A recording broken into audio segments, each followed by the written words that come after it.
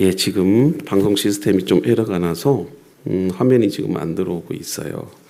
아무래도 이 교회 공간이 좀 낡고 습하고 이렇게 겨울철에는 온도차가 심해서 방송 장비가 좀 이렇게 에러가 많이 나는 경우들이 있습니다. 여러분들 이해를 해주시고 잘 될 수 있도록, 특별히 방송 음향이 어렵지 않도록 여러분들 많이 기도해 주실 수 있기를 바랍니다.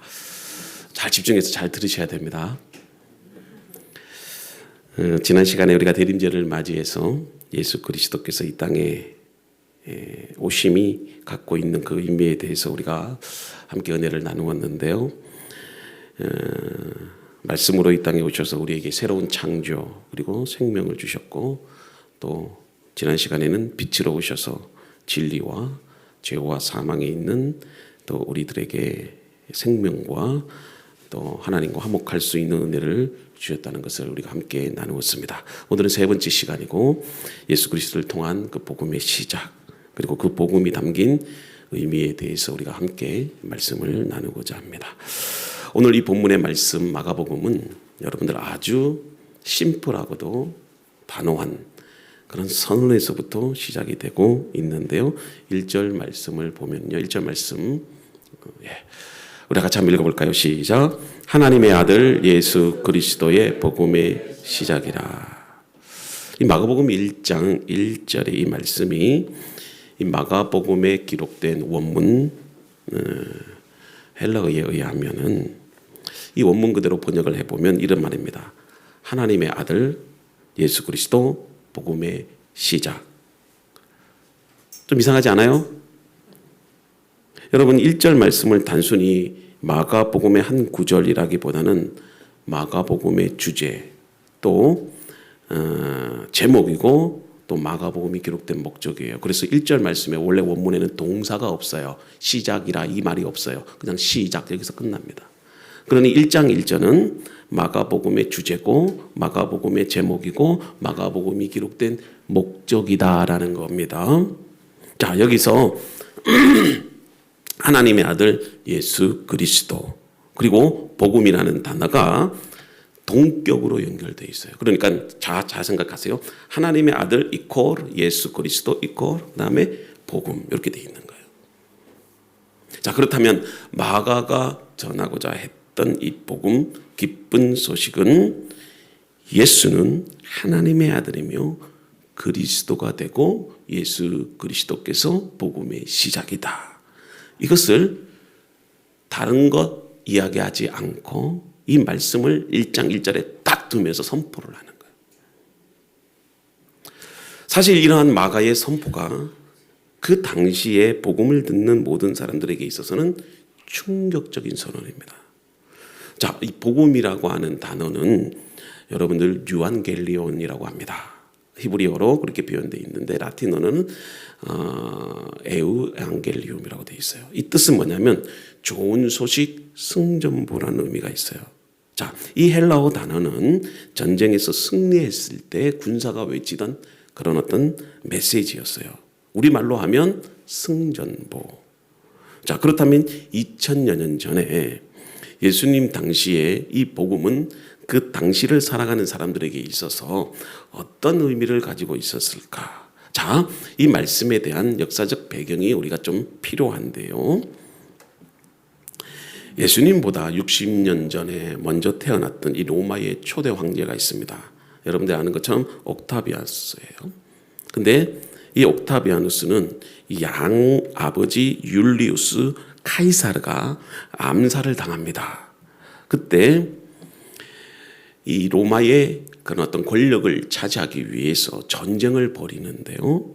이 마지막 전쟁이 일어나는데 마지막 전쟁이 어디서 일어나냐면 악티움 바다에서 일어납니다. 그때 안토니우스와 여러분들이 잘 아는 클레오파트라의 이 이집트 연합 함대를 물리칩니다. 이 옥타비아누스가. 그리고 그 로마의 이 100년 동안 있었던 내전을 이 옥타비우스가 끝내게 돼요.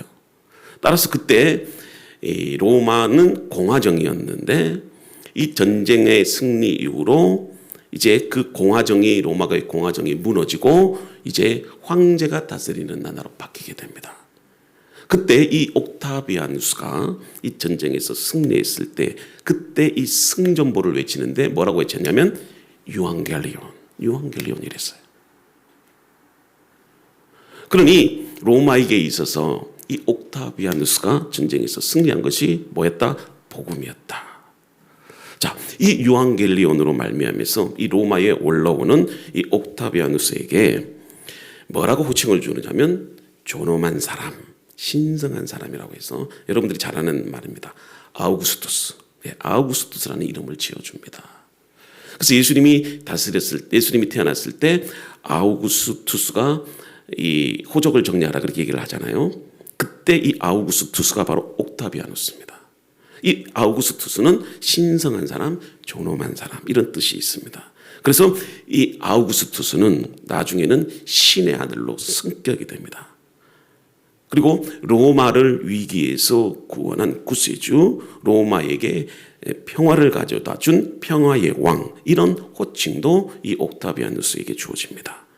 그래서 여러분들 우리가 복음서에서 흔히 들었던 신의 아들, 주님, 구원자, 평화의 왕, 은혜, 진리, 이 모두는 다 누구에게 적용된다? 이 아우구스투스에게 가리키는 말이었어요. 근데 이러한 시대에 마가는 신의 아들은 로마 황제가 아니라 예수 그리스도, 하나님의 아들 예수 그리스도, 자신의 복음서에서 가장 먼저 서두에서 그렇게 선포하고 있는 거예요. 주님은 우리의 왕이 되시고 주님은 우리의 구세주가 되신다. 이 선포는요, 오직 황제에게만 붙여질 수 있었던 단어였고 메시지였어요. 근데 마가복음 1장 1절에 예수 그리스도께서 복음의 시작이고 예수 그리스도께서 하나님의 아들이심을 선포하고 있는 거예요. 로마 황제의 승전보가 복음이 아니고 예수 그리스도의 탄생과 그분의 말씀이 진정한 복음이라는 겁니다. 자, 그러면 우리가 성경에서 말하고 있는 이 복음에 대해서 우리가 구체적으로 좀 확인해 보고자 합니다. 이 복음이라는 단어는 신약적 표현이라고 하는데요. 구약에서는 이 복음의 의미가 상징적으로 나타납니다. 근데 구약에서 이 복음의 본질을 우리가 두 가지로 한번 나누어 보고 나왔는데요. 첫 번째는 이 구약에서의 복음은 포로 생활 가운데서 이스라엘 백성들이 예루살렘으로 귀환을 할 때 외치던 그 소리가 복음이었어요. 자, 이사야 62장 1절에서 이사야 선지자가 다음과 같이 말씀을 하는데요. 나는 시온의 의가 빛같이 예루살렘의 구원이 횃불같이 나타나도록 시온을 위하여 잠잠하지 아니하며 예루살렘을 위하여 쉬지 아니할 것인즉 이방 나라들이 내 공의를 뭇 왕이 다 내 영광을 볼 것이요 너는 여호와의 입으로 정하실 새 이름으로 일컬음이 될 것이며 너는 또 여호와의 손의 아름다운 관 내 하나님의 손의 왕관이 될 것이니라. 여러분, 또 에스겔 39장 28절인데요. 전에는 내가 그들이 사로잡혀 여러 나라에 이르게 하였거니와 후에는 내가 그들을 모아 고국 땅으로 돌아오게 하고 그 한 사람도 이방에 남기지 아니하리니 그들이 내게 여호와 자기들의 하나님인 줄을 알리라. 그렇습니다. 복음은 시온 곧 예루살렘으로 상징되는 이스라엘 백성들을 포로에서 회복시키겠다는 그 기쁨의 소식이에요. 이스라엘 백성들은 그들의 죄로 인해서 바벨론으로 끌려갔지만 하나님께서는 이사야 선지자나 에스겔 선지자들을 통해서 이제 포로된 이스라엘 백성들을 내가 다시 회복시키겠다. 그들로 하여금 하나님의 나라의 백성으로 다시 회복시키겠다. 그렇게 선포하시는 거예요. 이 말씀이 뭐다? 복음이라는 겁니다. 이것은 이스라엘 백성들을 다시 내가 버리지 않겠다고 한 하나님의 약속이지요. 억눌린 환경 가운데서도 자유를 향해서 나아간다는 것이 바로 기쁨의 소식이에요. 이것이 곧 유앙겔리온 복음이라는 겁니다. 또 하나는 구약에서는 사람들이 태어날 때 그 태어나는 기쁨을 뭐라고 표현했느냐면 유앙겔리온이라고 표현해요.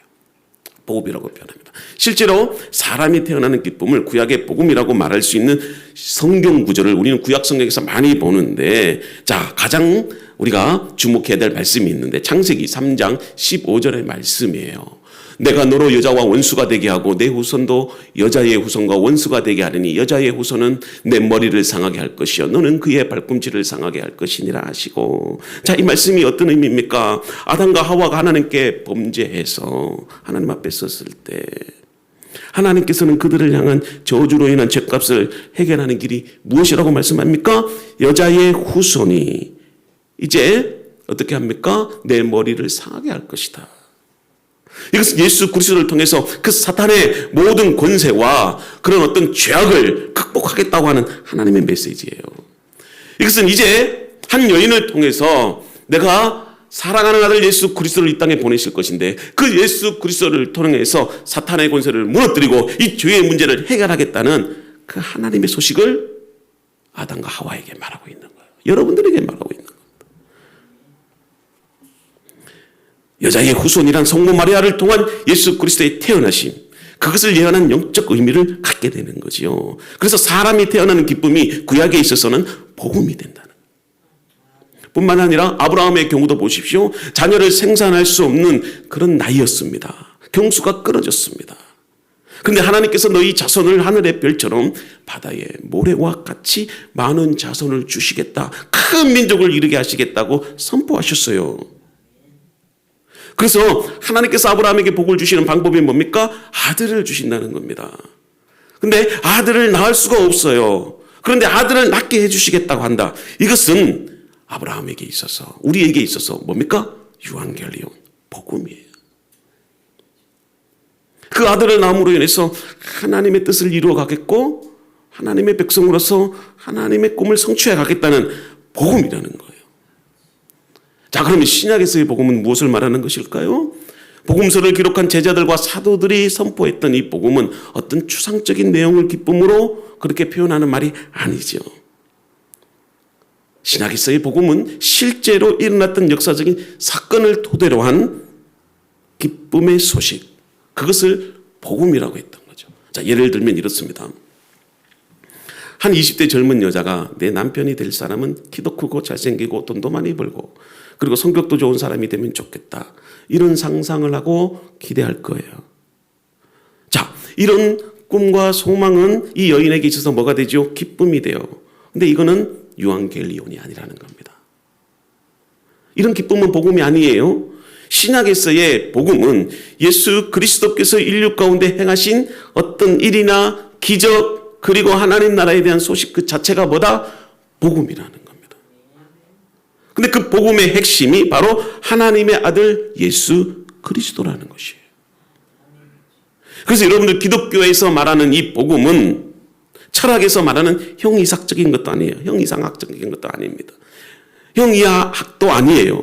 그렇다고 인간이 앞으로 실현시켜야 할 어떤 이념이나 사상체계도 아니라는 거죠.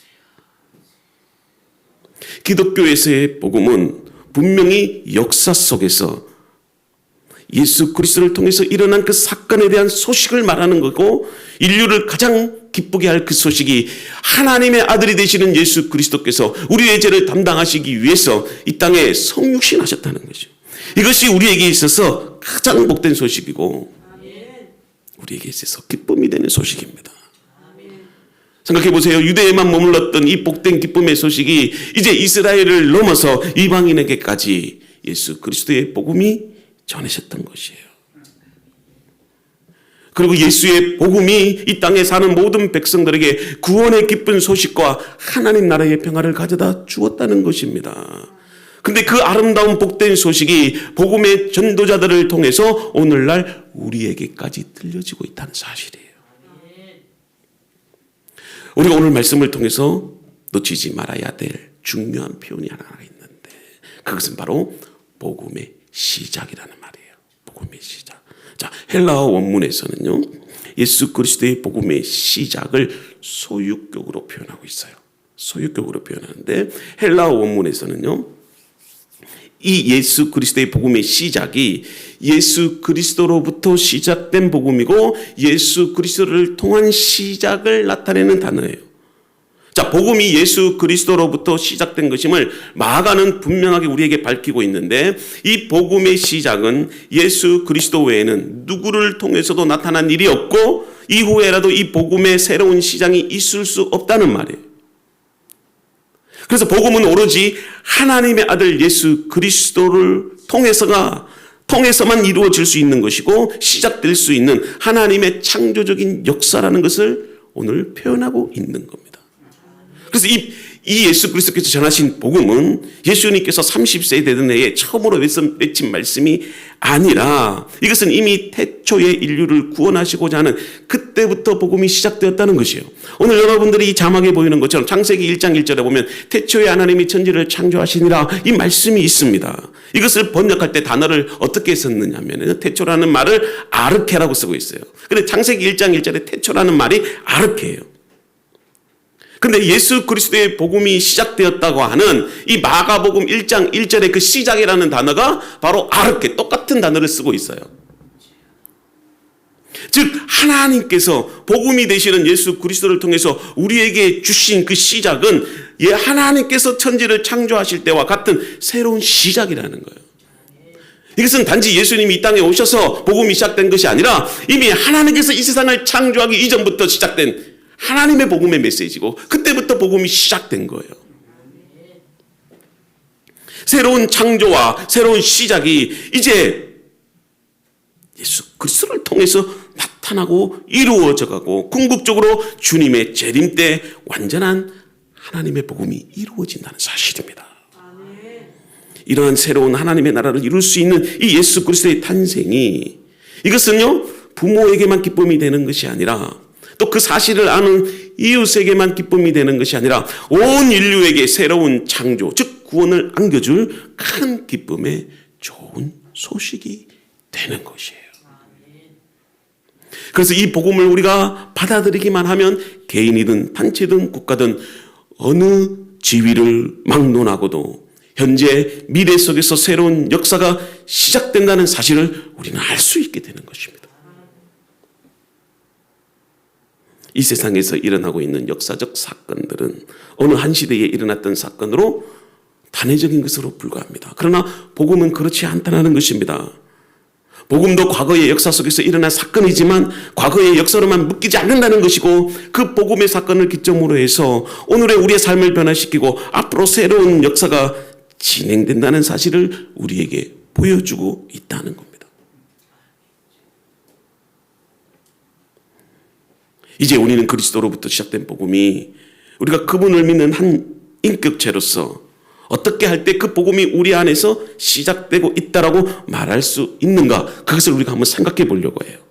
자, 그러면 먼저 세례 요한이 외친 메시지가 무엇인지 우리가 함께 생각해 보고자 합니다.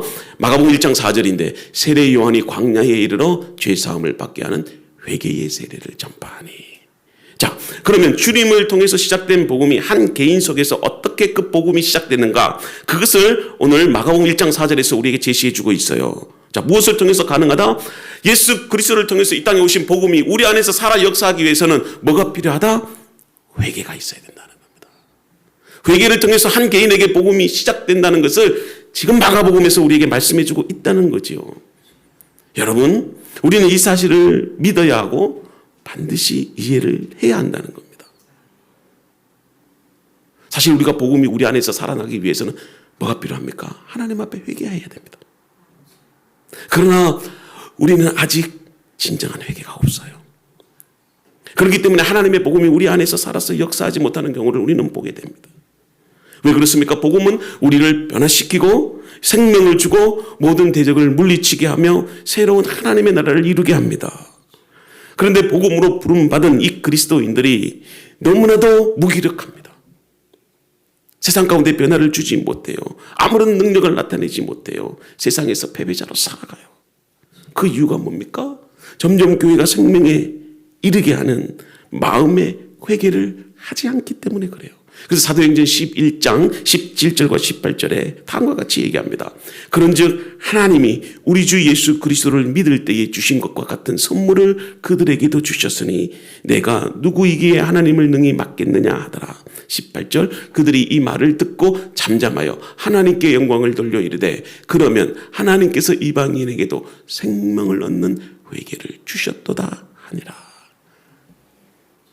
지금 사도행전에서 회개에 대해서 뭐라고 합니까? 회개는 생명에 이르게 한다는 겁니다. 신자의 회개가 영원한 생명과 관련이 있다는 말을 우리에게 하고 있지 않습니까? 그런데 안타깝게도 오늘날 교회와 성도들이 하나님의 은혜와 사랑에 대해서는 강조를 하지만 회개의 필요성에 대해서는 전혀 무관심한 것을 보게 돼요. 소위 값싼 은혜라는 것이 한국 교회 안에 너무나도 만연해지고 있다는 사실입니다. 이 강대상에서 우리가 선포해야 될 메시지가 뭡니까? 우리는 하나님 앞에 죄인이라는 것입니다. 회개를 촉구하지 않는 복음은 반쪽짜리 복음이에요. 그러므로 복음의 사역자들이라면 하나님의 사랑을 전하면서도 반드시 그와 함께 진정한 회개의 메시지를 전해야 됩니다. 마찬가지입니다. 우리가 영원한 생명을 얻기 위해서는 하나님 앞에 나아가 회개해야 됩니다. 회개의 그 경험이 그리스도의 복음이 한 인격체 안에서 시작되는 일이고 그 회개의 경험을 통해서 복음 안에 있는 능력으로 말미암아 새로운 사람으로 변화되는 것이며 그 회개를 통해서 죽었던 교회와 이 나라가 생명을 얻는 그런 놀라운 은혜를 덧입게 되는 겁니다. 그래서 한 사람의 회개가 가정을 살리고 한 사람의 회개가 교회를 살리고 한 사람의 회개가 이 나라를 살리고 이 열방을 살리며 한 사람의 회개로 인하여서 하나님의 나라가 이루어지게 되는 것이에요. 그래서 여러분들 회개의 진정한 은혜를 체험하지 않고서는 그리스도의 복음이 여러분 안에서 시작되지 않는다는 것이에요. 그래서 마가복음은 여러분들에게 회개하고 하나님 나라의 복음을 믿으라 그렇게 선포하고 있는 것입니다. 그 어떤 다른 이야기들보다도 이 메시지가 너무나도 중요하기에 여러분들에게 오늘 증거하고 있는 것 아니겠어요? 여러분, 회개의 영적 경험 없이 새로운 사람으로 살아갈 수 없습니다. 오늘날 이 시대의 한국교회 안에서 제일 필요한 게 뭘까요? 회개의 메시지입니다. 하나님 앞에 통곡하고 엎드려야 됩니다. 여러분들 안에서 복음이 시작이 되어야 됩니다. 진심으로 회개함으로써 그리스도의 복음으로써 하나님의 자녀로서 새롭게 시작되는 은혜가 여러분들 모두에게 있기를 주님의 이름으로 축복합니다. 마지막으로 우리 안에 있는 이 복음이 시작되기 위해서 성령 세례를 받아야 됩니다. 8절 나는 너희에게 물로 세례를 베풀었거니와 그는 너희에게 성령으로 세례를 베푸시리라. 세례 요한은 사람들에게 두 가지를 증거합니다. 첫째, 하나는 죄를 회개하는 것이고 둘째는 성령 세례를 받으라는 것입니다. 자, 여기서 세례 요한은 물로 세례를 베풀잖아요. 자, 이것은 우리가 완전히 죄를 씻기는 것은 아닙니다. 물로 세례를 받는다고 해서 여러분들이 거듭나는 게 결코 아닙니다. 그러면 우리가 왜 물 세례를 받는 것이냐? 이것은 우리가 죄인인 것을 인정하고 하나님의 말씀을 믿는다고 하는 뜻이 있어요. 그래서 세례 요한은 우리가 하나님 앞에서 죄를 자복하고 이 물 세례를 받을 때 이제 하나님의 아들이 이 땅에 오셔서 이제 성령으로 여러분들에게 뭘 주신다? 세례를 주신다는 거예요. 그래서 여러분들이 물 세례를 받았다면 그 다음으로 중요한 것이 뭐냐면 성령 세례를 받아야 되는 거예요. 근데 오늘날 많은 사람들이 물 세례만 그치고 성령 세례를 받지 못해요. 여러분들 우리의 신앙은 고백으로 그치는 것이 아닙니다. 우리 안에 성령께서 살아 역사하셔서 우리의 삶이 변화되고 하나님의 나라를 위해서 살아갈 수 있는 그런 능력 있는 삶을 살아가야 되는 거예요. 왜 우리 시대에 진정한 회개가 일어나지 않는 것일까요? 점점 우리의 양심이 왜 무디어져 가고 변화가 없고 우리의 삶이 능력이 없는 것일까요? 그렇잖아요. 신앙생활을 해도 감격과 감동이 없어요. 저도 어떨 때는요, 부목사로서 교회 일이 바쁠 때는 주일날이 싫어지더라고요. 새벽부터 와가지고 저녁 늦게까지 피곤하고 지치고 또 금요일까지 교회 일을 열심히 하다 보면 또 주일날 너무너무 지치고 막 힘드는 거예요. 그럴 때는요, 제일 생각나는 게 빨리 주일 예배 그냥 지나갔으면 좋겠다. 이런 생각밖에 안 날 때가 있어요. 곰곰이 생각해 보니 내 안에 은혜가 없는 거예요. 내 안에 성령이 충만하지 않는 거예요. 왜 여러분들이 신앙생활 하는데도 감동과 감격이 없어요? 여러분들의 삶에 의미가 없을까요? 왜 자꾸 우리의 삶이 우울해지고 힘들고 어려울까요? 왜 우리의 입술로는 불평이 나오고 짜증이 나오고 염려가 나올까요? 우리의 양심이 무뎌져 가고 있기 때문에 그렇습니다. 그래서 웬만한 자극을 주어도 사람들이 은혜를 받지를 못해요.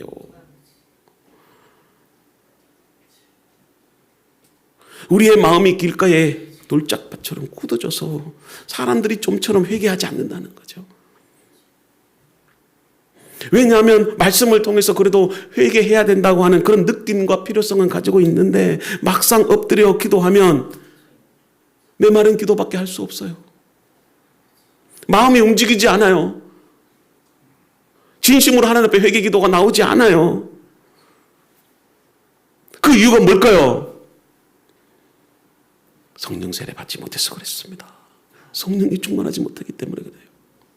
우리가 회개할 수 있는 은혜도 성령께서 하게 하시는 것이고 우리가 예수 그리스도의 말씀을 믿고 살아갈 수 있는 이유도 성령께서 우리로 하여금 그렇게 은혜를 주시기 때문에 그런 거예요. 왜 예배가 건조하고 의미가 없습니까? 왜 예배 시간대마다 시간이 빨리 가도록 시계만 쳐다보고 계십니까? 우리의 마음속에 하나님의 말씀에 대해서 생각보다는 지금 예배 끝나고 어디로 갈까? 골프 치러 갈까? 아니면 노래방으로 갈까? 그런 생각만 하고 있지 않습니까? 저는 한국 교회의 신앙과 교회들이 너무나도 기득권화되어가고 귀족과 현상이 되어가고 있는 것에 마음이 아파요. 그래도 우리가 60, 70년대는요 가난한 자들이 교회에 왔어요. 위로받고자 교회에 왔어요. 근데 요즘은요 교회들이 전부 다 정치인들, 경제인들, 권력인들 그런 사람들이 교회로 모여요. 그런 사람들이 모이는 게 나쁘다는 것이 아니라 이제 점점 교회가 변해가고 있다는 겁니다. 요즘 교회 주차장도요 고급 세단을 타고 오면 좋은 자리에 있고 경차를 타고 오면 저쪽에 주차하세요 저렇게 하면. 무슨 교회가 호텔입니까? 왜 교회에 담임 목사 자리가 있고 장로들 자리가 따로 있습니까? 저는 그것도 싫어요.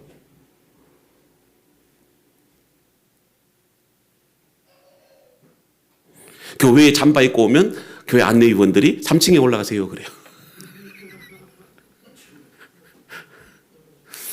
그리고 양복옷을 입고 좀 기tin하게 입고 오면 어서 오십시오 앞자리에 다 안 치워요. 지나가다가 노숙자가 오면 사람들이 쳐다보지도 않아요.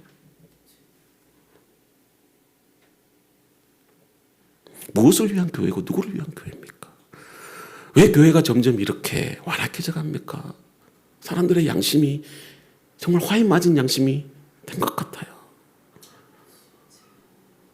어떨 때는요 세상을 나가보면 이 사람이 진짜 교인인지 세상 사람인지 구분이 안 갈 때가 있어요. 어떤 사람들은요 차를 운전하다 보면은요 갑자기 차가 끼어들면 막 욕하고 그래요. 우리도 그렇잖아요. 운전하다 보면 차선을 잘못 들어가서 분명히 2차선으로 가야 되는데 2차선으로 가면요 고속도로로 빠져요. 그러면 갑자기 또 끼어들 때가 있고 깜빡이를 넣었는데 뒷사람이 무시해버리고 그냥 빵빵 하면서 막 소리 지를 때가 있어요. 그러면서 자기가 기분 나빠서 막 여자가 말이야 뭐 차를 끌고 나와가지고 막 차량을 지체시킨다고 맨날 그러고. 그리고 우리 차를 앞질러 가요. 앞질러 가는데 뒤에 보니까 십자가 다 그림이 있고 극동방송 93.3 다 붙여져 있고요.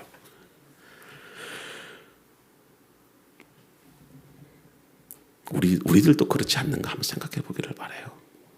왜 교회가 회개가 없고 은혜가 없을까? 여러분 회개하고 성령이 충만하면 복음의 시장이 여러분들 앞에서 일어나게 됩니다. 이러한 복음의 능력이 있고 변화가 있으며 세상을 혁명적으로 바꾼다는 것입니다. 그동안 경험해 보지 못했던 하나님의 나라를 경험하게 될 것입니다. 사랑하는 성도 여러분, 복음은 예수 그리스도로부터 시작이 됩니다. 이 복음이 우리에게 있어서 큰 기쁨이 되는 것입니다. 복음은 세상을 이기게 하는 힘이 있습니다. 그러므로 이 세상을 향해서 우리는 하나님의 아들 예수 그리스도께서 복음의 시작입니다. 선포할 수 있어야 됩니다. 왜 그렇습니까? 이러한 복음으로 인해서 이 세상이 변화되기 때문에 그렇습니다. 사단은 그 세력을 힘을 얻게 된다는 것입니다. 사랑하는 성도 여러분, 복음은 결코 변치 않습니다. 예수만이 길이요 진리요 생명이라는 사실은 절대로 변하지 않습니다. 이 사실을 여러분들이 믿기를 바랍니다. 하나님의 아들 예수 그리스도가 이 땅을 구원하기 위해서 성육신하셔 아기 예수로 오신 것입니다. 초대교회가 하나님의 아들 예수 그리스도의 복음을 선포했던 것처럼 우리도 이 복음을 위해서 살고 이 복음을 전하는 그리스도인들이 되기를 주님의 이름으로 축복합니다. 하나님 감사합니다. 예수 그리스도를 통한 이 복음의 시작, 오늘도 우리에게 생명을 주시고 또 우리에게 소망을 주시고 고통과 절망 가운데 있는 영혼들에게 기쁨의 확신을 주신 것입니다. 이제 그 복음을 위해서 저희들이 살아갈 수 있도록 도와주시고 하나님의 아들 예수 그리스도께서 이 땅에 우리를 구원하기 오셨다고 하는 이 복음의 시작을 우리가 선포하며 나갈 수 있는 믿음의 하나님 성도들이 되게 도와주시옵소서. 무엇보다도 은혜 받게 하시고 또 하나님, 우리가 그 복음이 우리 안에서 살아 역사하기 위해서 두 가지 조건이 필요합니다. 하나님 앞에 엎드려 회개하게 하시고 그리고 우리가 성령 충만함을 받는 그리스도인들이 되게 하여 주시옵소서. 그래서 우리도 이 복음을 위해서 살고 이 복음을 전하는 그리스도인들이 되는 주의 성도들이 되게 도와주시옵소서. 예수님의 이름으로 감사하며 기도드립니다.